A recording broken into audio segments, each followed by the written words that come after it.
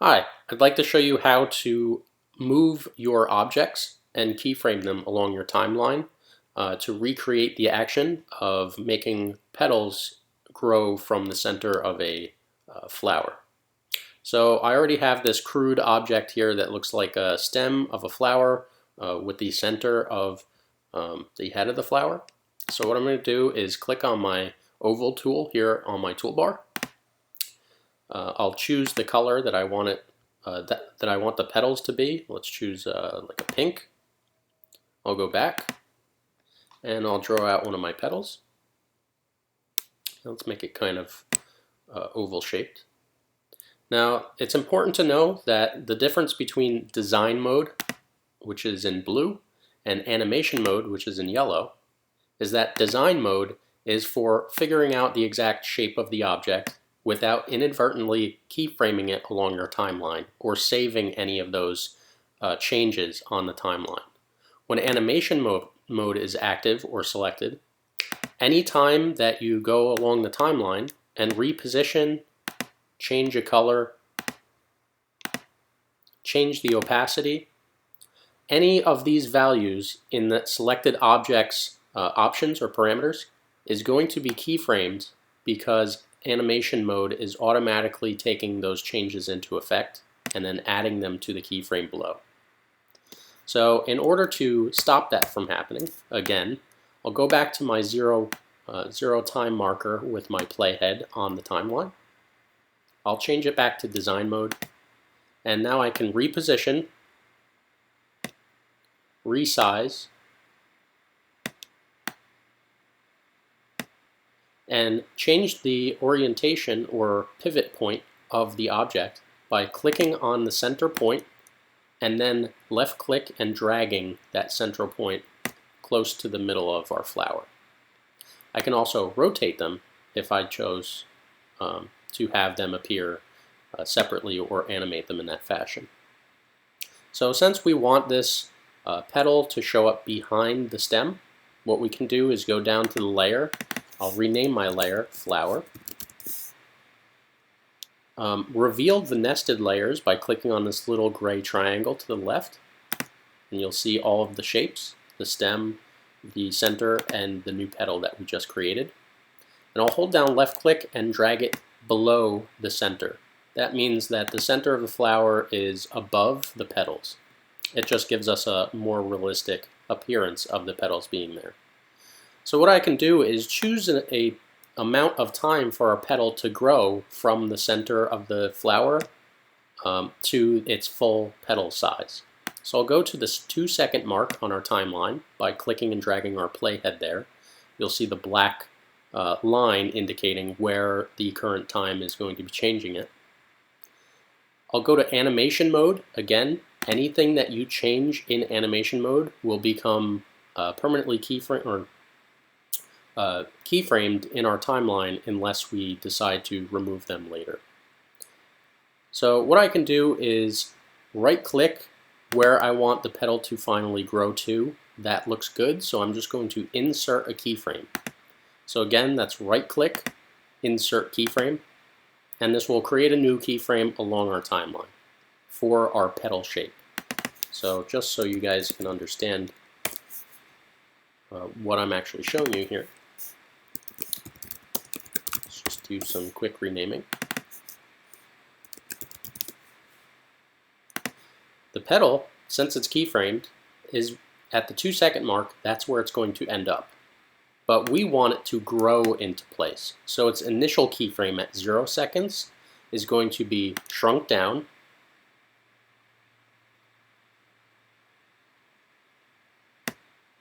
And now that I've made that change to the scale, I can scrub through and see how that grows into place. That looks pretty cool. So I'm just going to leave that as is.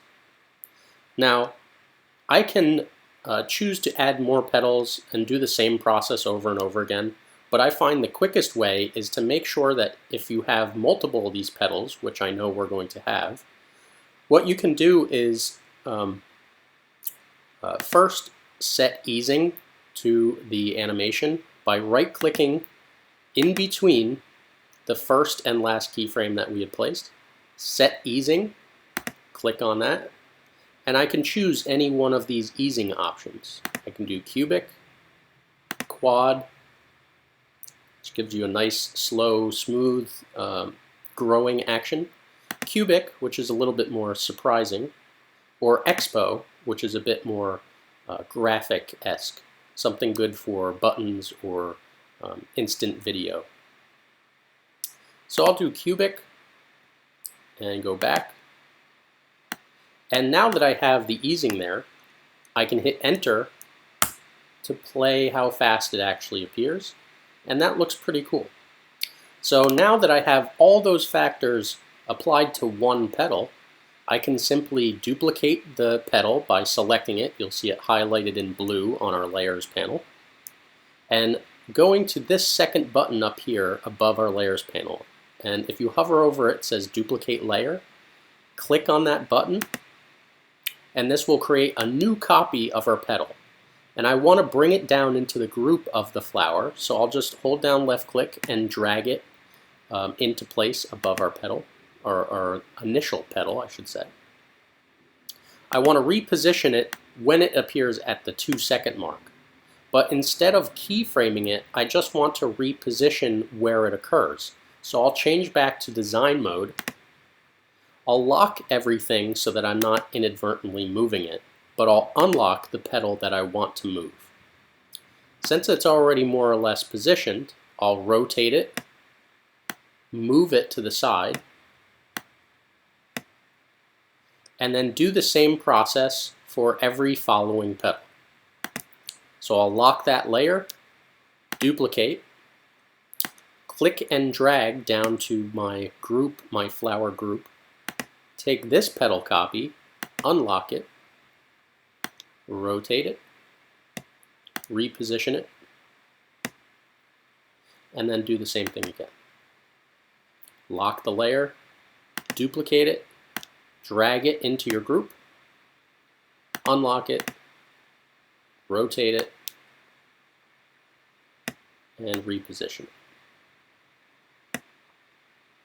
And we may not be 100% on each one of these petals, so I can just click through and really rapidly just reposition them. As long as your playhead stays at 2 seconds, you'll be able to see the full expansion of how big the petal got and be able to edit it right there and know exactly what the end result is going to be.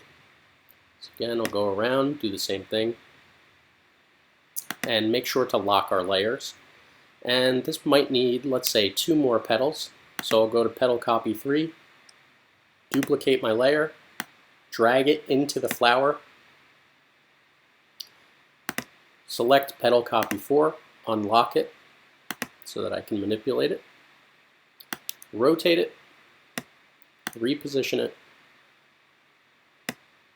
and do the same thing over again. For very quick changes here, I'm just going to quickly make my edits the same way I've showed you the past 4 or 5 times. And there we have a 6-petal flower. Maybe let's make this 7. I'll duplicate another one, move copy 6 down, lock the ones I don't want, and then move the ones I do want.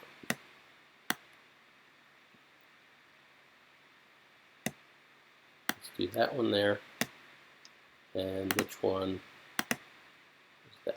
Probably 3. So click on 3, rotate it a bit, pull it down, and there we go.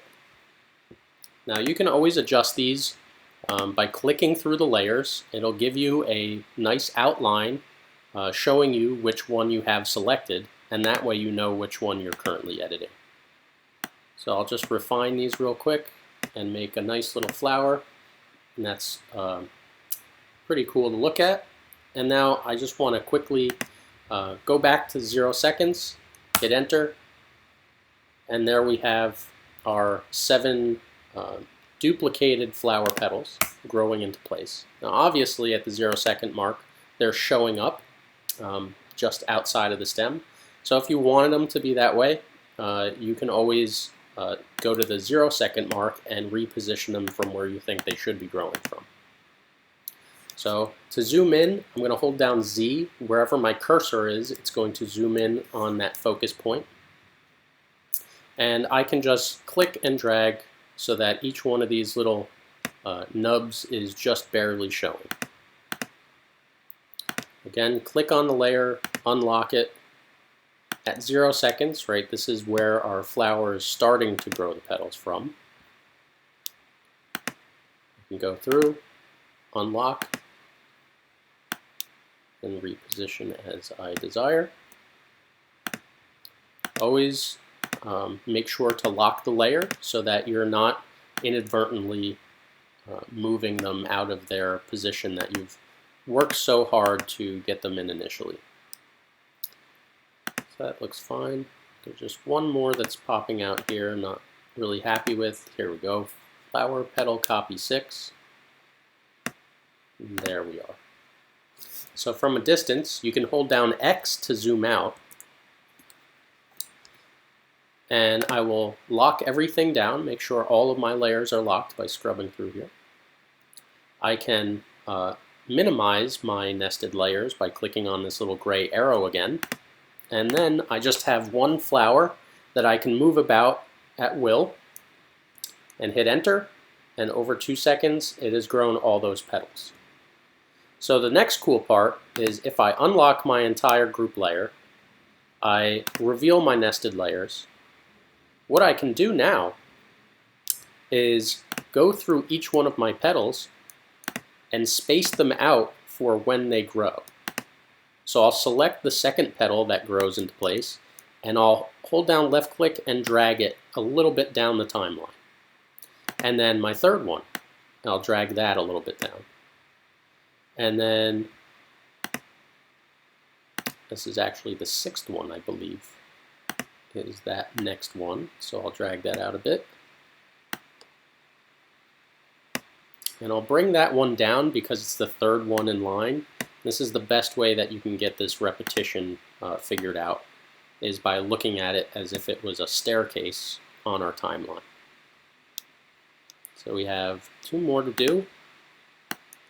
Copy number 4, and then number 5. And now, when I go back to the 0 time marker, I hit enter. Now they will grow into place one after another, and that will stagger the animation so that it looks a little bit more appealing. It gives you a little bit more action occurring over that amount of time. So again, I'll lock all my layers, I'll minimize this, and then if you really wanted to add a little bit more flair to this, I can unlock my flower layer, select the whole group, change the pivot point. Change the pivot point by selecting the pivot, clicking and dragging it down to the bottom of the stem, and then going through my timeline. Oh, sorry.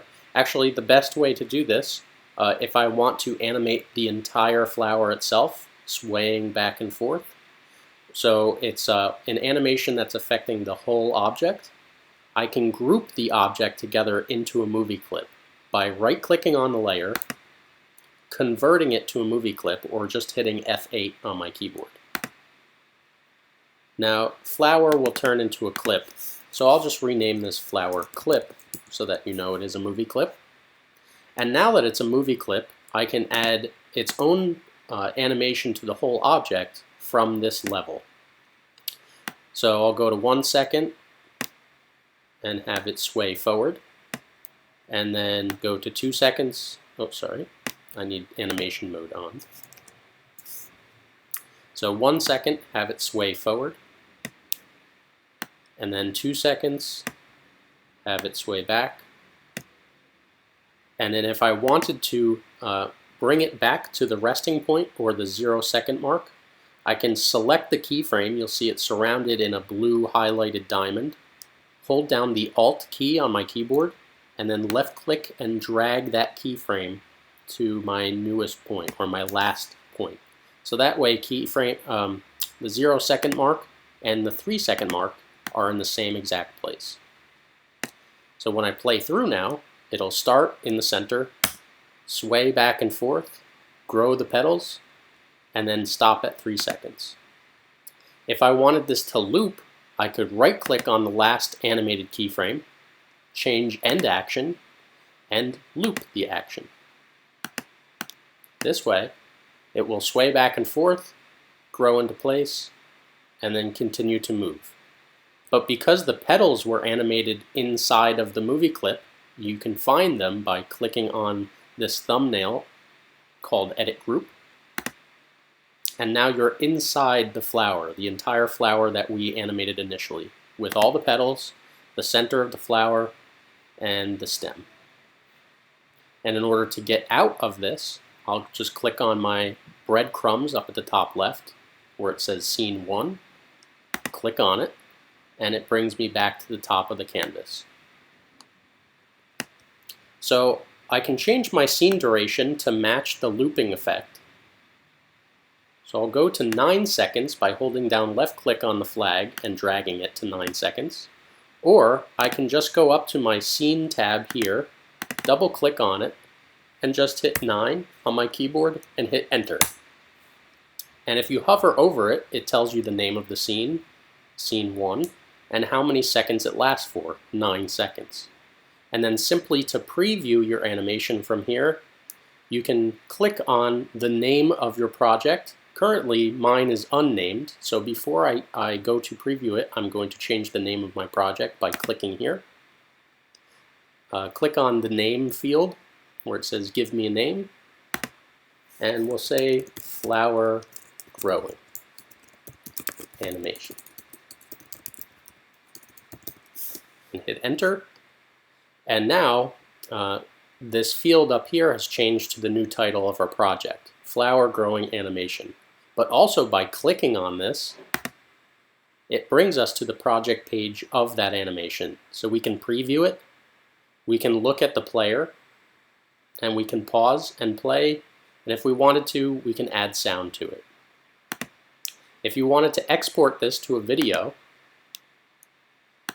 we can go back to our project, go to Download, go to Video, select the option that you're allowed to export in. Because I have high definition unlocked, I'll just do it in high def. For anybody who is using a free account, you're limited to the standard definition video export. Then you can render and wait for this process to render.